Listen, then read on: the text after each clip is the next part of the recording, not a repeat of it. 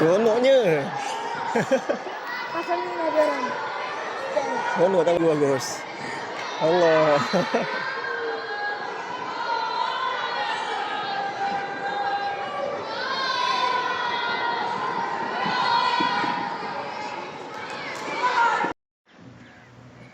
Lepas tu orang dah main-main, lepas dah habis wuduk, dah habis main, semua solat jemaah diimamkan oleh ustaz mereka. Seronok kan? Atas masjid. Diorang main, AJK tak marah, jemaah tak marah. Sebab apa? Diorang main selepas jemaah lain solat jemaah asar. Jadi diorang main selepas orang tunaikan solat. Lebih kurang setengah jam selepas jemaah habis solat asar.